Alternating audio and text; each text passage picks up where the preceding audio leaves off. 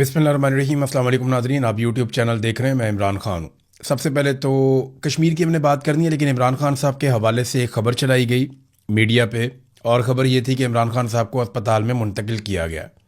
फिर फौरी तौर पे पाकिस्तान तहरीक इंसाफ के कुछ लोग वहाँ पे गए, क्योंकि अब काफ़ी टाइम हो गया है, बड़ा लंबा अरसा हो गया है इमरान ख़ान साहब से किसी की मुलाकात नहीं हुई, और कुछ पता नहीं है कि उनकी सेहत कैसी है, कुछ पता नहीं है कि उनकी आँख की हालत कैसी है। उन्हें कैद तन्हाई का एक टॉर्चर दिया जा रहा है। देखिए, अगर इमरान खान साहब के ऊपर जितने मुकदमात हैं, फ़र्ज़ कर लें एक लम्हे के लिए कि वो दुरुस्त हैं, लेकिन इसके बावजूद क्या आप एक कैदी के तमाम हकूक़ छीन सकते हैं? इमरान खान साहब को नाकर्दा जराइम की सज़ा दी जा रही है। यानी किसी भी अदालत ने कभी भी ये नहीं कहा कि इमरान खान को कैद तन्हाई में रखा जाए। कैद तन्हाई खुद एक टॉर्चर है, और किसी अदालत ने इमरान खान साहब पे टॉर्चर करने का हुक्म नहीं दिया, या अपने फ़ैसले में ऐसी कोई बात नहीं कही। और ये कितना बड़ा टॉर्चर है, मैं ज़ाती तौर पे समझता हूँ, क्योंकि मैं 5 महीने तक बिल्कुल अकेला था। एक छोटी सी कार के अंदर, एक छोटी सी जगह पे उन्होंने मुझे फेंक दिया था, और मैं 5 महीने तक बिल्कुल अकेला था। तो मैं ये जानता हूँ कि वो कितना तकलीफ़ दे है जैसे इमरान खान को इस वक्त रखा गया है। ये बहुत बड़ी ज़हनी अजियत है, ये जिस्मानी टॉर्चर से भी बड़ा टॉर्चर है। तो पाकिस्तान तहरीक इंसाफ के लोग गए, जुनैद अकबर भी गए, उन्होंने स्टेटमेंट दिया, शाहिद खट्टक और दीगर लोग भी गए। उन्होंने कहा जी हमने पूरा अस्पताल चेक किया, इमरान खान को यहाँ पे अस्पताल में नहीं लाया गया। ये खबर क्यों चलवाई गई, किसी सोर्स नहीं दी होगी। अब बहुत मुमकिन है कि मीडिया को अपने किसी सोर्स से ये खबर मिल गई हो अस्पताल में। बाद वक़्त कन्फ्यूजन भी हो जाता है, गलत खबर भी चल जाती है, खबरों का फ्लो बहुत तेज़ होता है। लेकिन यहाँ पे क्योंकि माहौल ऐसा है आजकल, हर चीज़ को देखा जाता है शक की नज़र से, कि बहुत मुमकिन है कि पाकिस्तान की एस्टेब्लिशमेंट ने या हुकूमत ने किसी चीज़ से तवज्जो हटाने के लिए, क्योंकि देखें इनके पल्ले तो कख नहीं है। जो कश्मीर में इन्होंने कर छोड़ा है, जिस तरीके से लोगों को इन्होंने दीवार के साथ लगा दिया, अब कश्मीरी डट कर खड़े हो गए हैं। कश्मीरियों का रद्द-ए-अमल पाकिस्तानियों के रद्द-ए-अमल से मुख्तलिफ निकला। यानी अगर लाहौर के लोग एक दिन भी इस तरह निकलते, लाहौर की जो आबादी है वो टोटल कश्मीर की आबादी से डबल से ज़्यादा है। कश्मीरी तो 4-4.5 मिलियन है, और लाहौर में 1 करोड़ से ज़ायद की आबादी है। सिर्फ लाहौर के लोग ही कश्मीरियों जैसा रद्द-ए-अमल देते तो आज सूरत हाल कुछ और होती। 1 लाख के करीब घरों में चादर और चार दीवारी का तकद्दुस पामाल किया गया, लेकिन किसी ने बॉदर ही नहीं किया। और कश्मीर में जब पुलिस जाती है या एफसी जाती है, वहाँ सिक्योरिटी फोर्सेस के लोग जाते हैं, वो जब चादर और चार दीवारी का तकद्दुस पामाल करने लगते हैं, लोगों को गिरफ्तार करने की कोशिश करते हैं, तो अभी कोटली से ताज़ा मनाजिर आए हैं। इससे पहले कई इलाकों से मनाजिर आ रहे हैं कि लोग पुलिस को ही घेर लेते हैं। यानी किसी के घर में पुलिस घुसी है, पूरे इलाके के लोग इकट्ठे हुए, उन्होंने पुलिस को घेर लिया। बताओ जी क्यों लेके जा रहे हैं, वजह क्या है, इनके घर में क्यों घुसे हो, वारंट दिखाओ, कोई कानूनी कार्रवाई कर रहे हो तो उसका जवाब दो। तो लोग पकड़ लेते हैं पुलिस को, वहाँ फिर पुलिस मिन्नतें कर रही होती है जी कि आप वापस जाने दें। अच्छी बात यह है कि जो कश्मीर के लोग हैं वो फिर जब पकड़ लेते हैं पुलिस को या सिक्योरिटी फोर्सेस को, फिर वो मारते नहीं हैं, वो उनकी वीडियो बनाते हैं और वो उनसे कहलवाते हैं कि देखें अब आप बताएं कि क्या आप हमारे साथ जायज़ कर रहे हैं या नाजायज़ कर रहे हैं, क्या आप हमारे साथ ज़्यादती नहीं कर रहे हैं, आप हमारे घरों में घुस रहे हैं, हम तो सिर्फ अपना हक मांग रहे हैं, देखें हम आपको आप कह के बुला रहे हैं, आप हमें मारते हैं, जब हम आपके काबू आते हैं आप डंडों से मारते हैं, गोलियों से मारते हैं, लेकिन जब आप हमारे काबू आते हैं देखें हम आपको नहीं मार रहे, आपको इज्जत से बिठाया, आपको पानी भी पिला रहे हैं। हालांकि जिन पुलिस वालों को गोलियां लगी जख्मी हुए, उन्हें भी जो मकामी लोग हैं वही रेस्क्यू कर रहे थे, उनको उठा उठा कर लेकर जा रहे थे। अब ये इसकी इंक्वायरी होनी चाहिए कि उन्हें गोलियां कैसे लगी और क्या हुआ। बहरहाल मेरे पास कुछ तस्वीर और वीडियोज आई हैं, मैं देखकर हैरान रह गया। मैं ये चीज़ें दिखाना नहीं चाहता इसलिए कि इससे और ज़्यादा नफरत फैलेगी, और ज़्यादा हालात ख़राब हो जाएंगे। लेकिन जो मैं देख रहा हूँ, नकाबपोश लोग वहाँ पे क्या कर रहे हैं, अस्पताल में मरीजों को कौन मारता है, उन पर टॉर्चर कौन करता है, इसकी वीडियोज मौजूद हैं आज़ाद कश्मीर के लोगों के पास, वो शेयर भी कर रहे हैं। यानी मैंने बहुत सारे लोगों को मना किया, मैंने कहा यार इनको यहां दबाओ, वीडियो को बस खत्म करो, आपने मामला हल करना है, अपने और नफरत नहीं फैलानी और लड़ाई नहीं करनी, तो फॉर गॉड सेक इस लड़ाई को खत्म करें। जो कुछ इस वक्त लोगों के मोबाइल फोन्स के अंदर है, जो वीडियोस बन चुकी हैं, अगर ये सारी पब्लिक हो जाएं तो दुनिया में क्या मजाक उड़ेगा पाकिस्तान का, बड़ी बदनामी हो जाएगी। और अब कुछ थोड़ी सी इतलात आ रही है कि शायद मुज़ाकरात हो जाए, क्योंकि शहरी डट कर बैठ गए हैं। इस वक्त की सिचुएशन क्या है वो मैं आपके सामने पहले रख देता हूं ताकि आपको आइडिया हो जाए। अवामी जॉइंट एक्शन कमेटी का एक अकाउंट है, वहां से जो खबर आती है ऑफिशियली वो ये है कि लॉकडाउन और लॉन्ग मार्च जारी है, आर्जी तौर पर रावलाकोट शहर के अतराफ दर्दे दिए गए हैं, हम हिकमत अमली के साथ आगे बढ़ रहे हैं, अफवाहों पर बिल्कुल ध्यान ना दें, क़यादत के फैसलों को फॉलो करें, बरसती हुई गोलियों में पुरअमन रहकर हम हुक्मरानों को आसाबी शिकस्त दे चुके हैं, लॉन्ग मार्च ख़त्म होगा, और हमारे तस्लीम शुदा मुतालबात पर अमल करने पड़ेंगे। और जब तक आखिरी कश्मीरी जिंदा है ये लॉन्ग मार्च जारी रहेगा, उमर नज़ीर कश्मीरी ने यह कहा। एक और स्टेटमेंट उमर नज़ीर कश्मीरी के अपने अकाउंट से भी आया हुआ है। वो ये कहते हैं कि लॉकडाउन और लॉन्ग मार्च जारी है, आर्जी तौर पर रावला कोट शहर के अतराफ धरने दिए गए हैं, हम हिकमत अमली के साथ आगे बढ़ रहे हैं, अफवाहों पर बिल्कुल कान ना धरें, क़यादत के फैसलों को फॉलो करें, हम पुरअमन रहकर हुक्मरानों को आसाबी शिकस्त देंगे, लॉन्ग मार्च ख़त्म होगा और एक ही सूरत में ऐसा मुमकिन है कि लॉन्ग मार्च ख़त्म हो जाए कि हमारे जो मुतालबात हैं जिनको पहले तस्लीम किया गया था उन पर अमल दरामद करो, नहीं तो जब तक आखिरी कश्मीरी जिंदा है तब तक ये मार्च जिंदा रहेगा। फतह की सिमत मुत्तहिद, बड़े चलो। ये जनाब एक ट्वीट सरदार उमर नज़ीर का जो ऑफिशियल अकाउंट है वहाँ से एक ट्वीट किया गया है। तो इस वक्त सिचुएशन ये है कि लॉन्ग मार्च और धरने जारी हैं और रावला कोर्ट को तीनों तरफ से घेरा हुआ है लोगों ने और वहाँ पे लोग बैठे हुए हैं बहुत बड़ी तादाद में, हज़ारों की तादाद में। रावला कोर्ट में सिक्योरिटी फोर्सेस बहुत बड़ी तादाद में। एक बात आप और याद रखिएगा कि कश्मीर एक ऐसा इलाका है जहाँ पे ज़्यादा देर तक आप दवाइयों की, फ्यूल की और अजनास की यानी खाने पीने की अशिया की आप सप्लाई रोक दें तो काफ़ी प्रॉब्लम हो जाती है। तो हुकूमत को जल्दी ये सारी चीज़ें हल करनी पड़ेंगी, हुकूमत को जल्द अज जल्द इन मामलात को निपटाना पड़ेगा। वो ज़्यादा दिनों तक इस सिचुएशन में नहीं रह सकते और ये एक आसाब की लड़ाई होती है, इस वक्त आसाब की लड़ाई है। हुकूमत ये देखना चाहती है कि कश्मीरी कब तक बैठते हैं। हो सकता है कश्मीरी थक कर वापस जाना शुरू हो जाए, इनकी तादाद कम हो जाए, क्योंकि पाकिस्तान में उन्होंने ऐसी चीज़ें होती हुई देखी। उन्होंने देखा जब धरने पे लोग बैठ गए तो थोड़े अरसे में वो कम होते होते आहिस्ता आहिस्ता कम होना शुरू हो गए और फिर वो लोग शाम को आ जाते थे, सुबह चले जाते थे। पाकिस्तान में हर तरह के धरने में हर जगह पे यही ट्रेंड देखा गया। लेकिन कश्मीरी जो है वो सारे काम काज छोड़ के वो वहाँ आकर बैठ गए। मैंने आपको इससे पहले बताया था कि रावला कोट और सराउंडिंग में लोगों ने एक एक महीने का राशन इकट्ठा कर लिया, कई लोगों ने इससे ज़्यादा का राशन भी इकट्ठा कर लिया। मुझे कई मेरे सहाफ़ी दोस्त हैं, उन्होंने बताया था कि उनके अपने घर वालों ने राशन इकट्ठा किया है एक एक दो दो महीने का, और इजाफी राशन इसलिए इकट्ठा किया है कि आसपास के लोगों को अगर ज़रूरत पड़े तो उन्हें भी राशन दिया जा सके। तो कश्मीरियों ने पूरी तैयारी की और वह तैयारी के साथ अपने मुतालबात के हक में निकले हुए हैं। मुराद सईद ने नादरीन यहाँ पे एक ट्वीट किया है इस सारी सिचुएशन को लेकर। देखें, जो कॉलम लिखा ना सोहेल बड़ाइच ने, उसने एक नई बहस को छेड़ दिया कि जनाब शायद ये हुकूमत जाने वाली है। तो मैं आपको क्लियरली पिछले वीलॉग में कह चुका हूं कि आसिम मुनीर साहब की जो एक इंश्योरेंस है ना, वो शहबाज शरीफ, नवाज शरीफ और जरदारी है। ये शरीफों का खानदान और जरदारियों का खानदान, इनकी नौकरी आसिम मुनीर साहब ने करनी है, इसके अलावा उनके पास रास्ता कोई नहीं है। और दूसरी जानिब शरीफों की और जरदारियों की इंश्योरेंस आसिम मुनीर के जूते पॉलिश करने में। ये अब एक दूसरे के लिए लाज़िम मलज़ूम हो गए हैं क्योंकि अवाम इन सबसे नफरत करती है। आप फील्ड मार्शल आसिम मुनीर का नाम लें, सोशल मीडिया के ऊपर देखें आपके साथ क्या होता है। सोशल मीडिया छोड़ें, आप पाकिस्तान के अंदर किसी भी बंदे से पूछें तो लोगों को आपको पता चल जाएगा। या पाकिस्तान के बाहर तो मैं मिलता हूं लोगों को, ये सारे पाकिस्तानी हैं जो मुझे मिलते हैं, कोई नाम भी नहीं सुनना चाहता। इसी तरह PMLN और पीपल्स पार्टी भी बहुत नफरत समेट चुके हैं। तो अवाम में तो ये लोग जा नहीं सकते। अब इंश्योरेंस पॉलिसी ये एक दूसरे की है। आसिम मुनीर के पास फौज की ताकत है, बंदूक है, और ये पॉलिटिकल लोग हैं, इन्होंने मिलकर सिस्टम को कैप्चर किया हुआ है और ये सारे मिलके इमरान खान को दीवार के साथ लगा रहे हैं। किसी को कोई लगता है कि ये हुकूमत चली जाएगी, कोई नया इलेक्शन आ जाएगा, कोई फेयर एंड फ्री इलेक्शन हो, तो नहीं होगा। जब तक आप उंगली टेढ़ी नहीं करेंगे घी नहीं निकलेगा।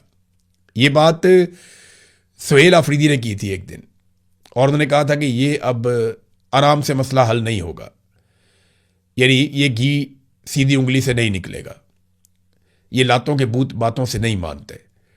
तो सुहेल आफरीदी ये बात कहकर गए और बड़े ज़ोरदार तरीके से कहकर गए कि रमज़ान में ये कर देंगे वो कर देंगे। कुछ भी नहीं हुआ।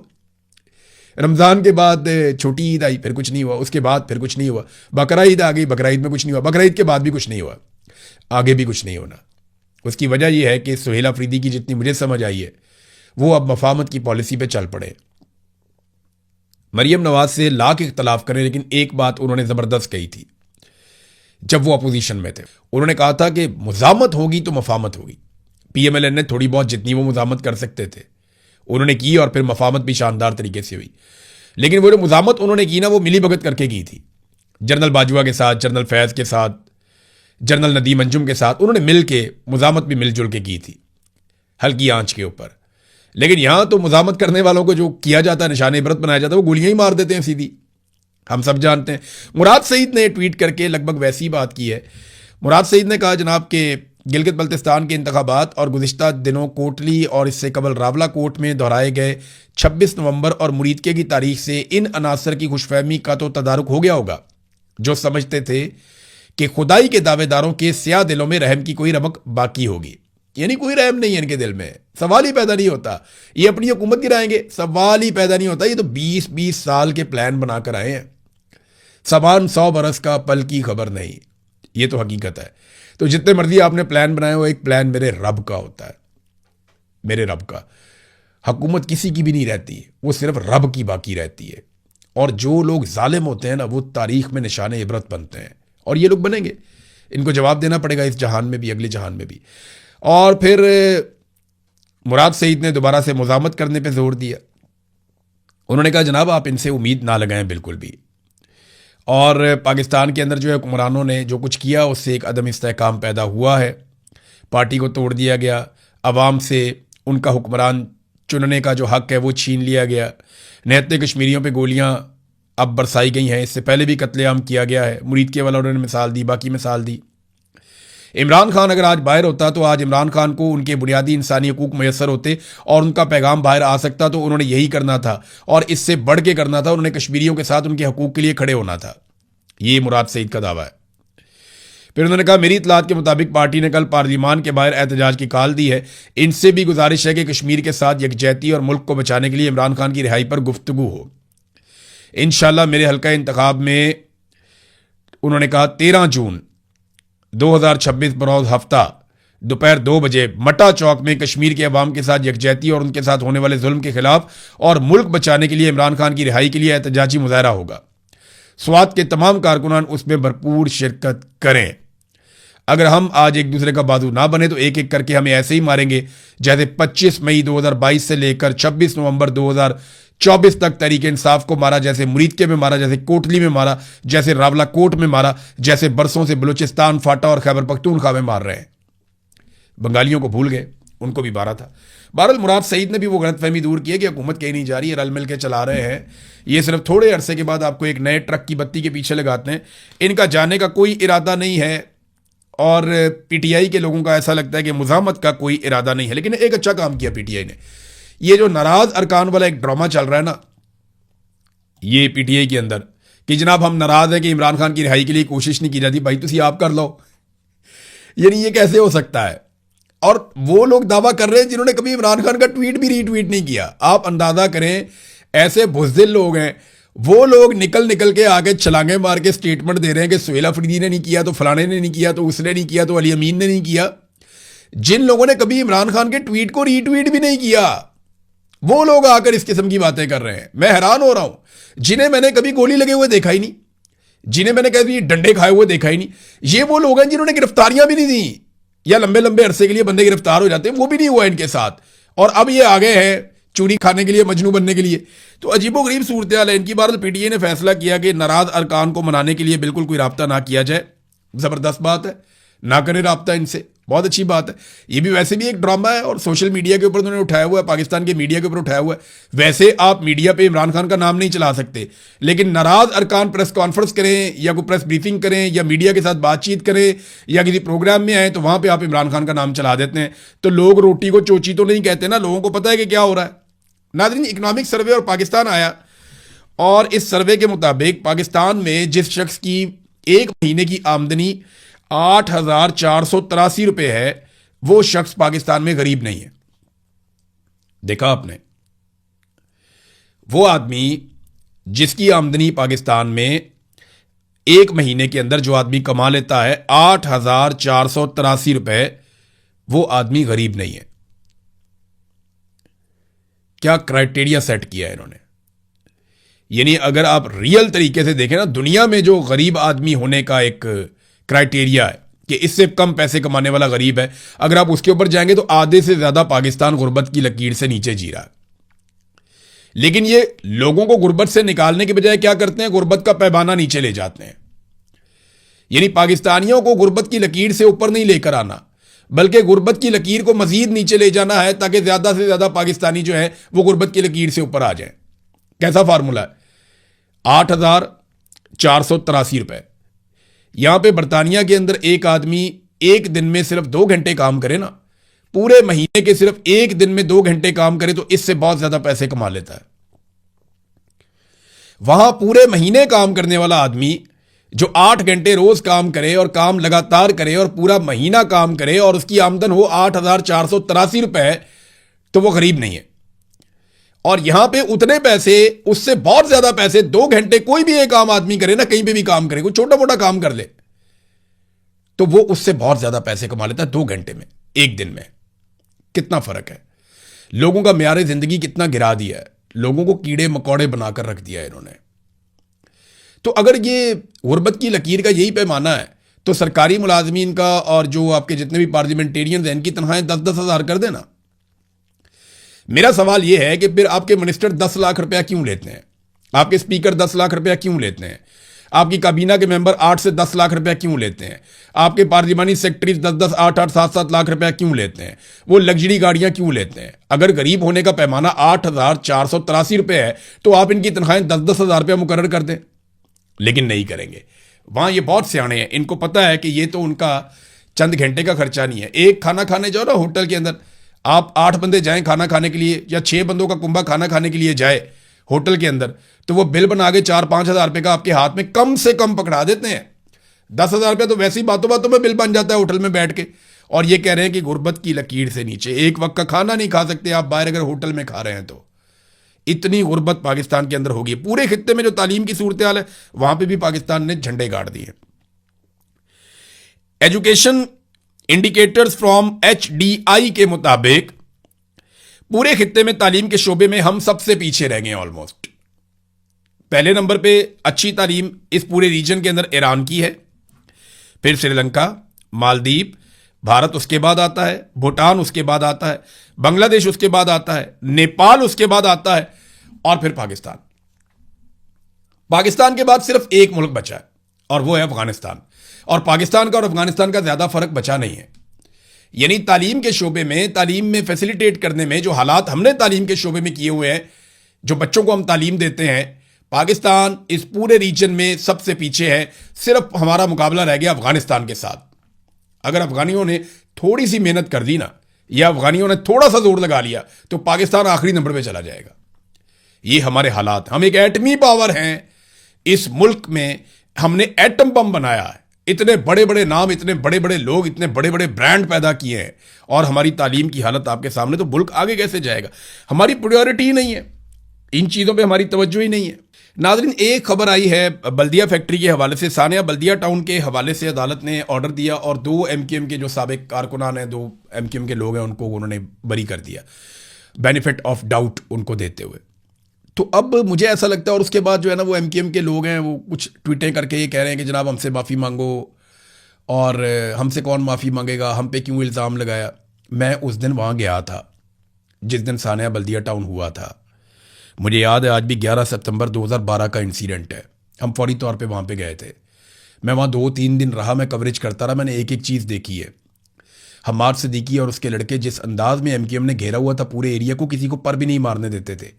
सिक्योरिटी फोर्सेस भी उनसे डरती थी, हर चीज़ उनके कंट्रोल में थी, वो मीडिया को आगे नहीं जाने देते थे, हर चीज़ को मैनेज करते थे, और हर इंटरव्यू वो खुद देते थे। जब कोई और आकर बात करता था वहाँ अपने लड़के खड़े करते थे। MQM ने जिस तरह यरगमाल बनाया हुआ था। 260 लोग जाम बहक हो गए। अब सुप्रीम कोर्ट या अदालत ने इंसाफ इस लेवल का दिया कि अब पता चलता है सारे लोग खुद ही मर गए थे। बल्दिया टाउन का इतना बड़ा सानिया हुआ, कुंडियां लगा दी, दरवाजे बंद कर दिए, हर तरफ से लोगों को अंदर घेर के आग लगा के मार दिया गया, और अब खबर ये आती है कि वो खुद ही मर गए थे। यानी कोई अदालती इंसाफ मैसर नहीं है। तो पाकिस्तान जैसे मुल्क में इतने बड़े साने के बाद जब इंसाफ नहीं होगा तो कौन अपने आप को महफूज महसूस करेगा? कौन इस मुल्क में सरमायाकारी लेकर आएगा? यहां पे तो 260 आदमी मर जाते हैं, इंसाफ नहीं होता, कोई कमीशन नहीं, कोई रिपोर्ट नहीं, कुछ पता नहीं चलता कि किसने क्या किया और कौन इसके लिए रिस्पॉन्सिबल था। लोग बरी होते चले जा रहे हैं और ताने दे रहे हैं MQM के लोग। मैं MQM को जरा थोड़ा आईना दिखा दूं। एक तो आपके साथ बहुत ज्यादती हुई है, मैं ये मानता हूं, महाजरों के साथ बहुत जुल्म हुआ, उनको दीवार के साथ लगाया गया, उनकी चादर और चार दीवारी का तकद्दुस पामाल किया गया और उनके लिए कोई रास्ता नहीं छोड़ा गया। बाज़ औक़ात उन्हें जानवरों की तरह मारा भी गया। इसकी कोई गुंजाइश नहीं थी जो मावरा अदालत कत्ल हुए। इन तमाम लोगों को अगर किसी ने जुर्म किया था तो अदालत में पेश करना चाहिए था। इन तमाम लोगों को कानून के मुताबिक सजा होनी चाहिए थी। लेकिन MQM भी एक दौर के अंदर पूरे फिरौनियत पे उतरी हुई थी।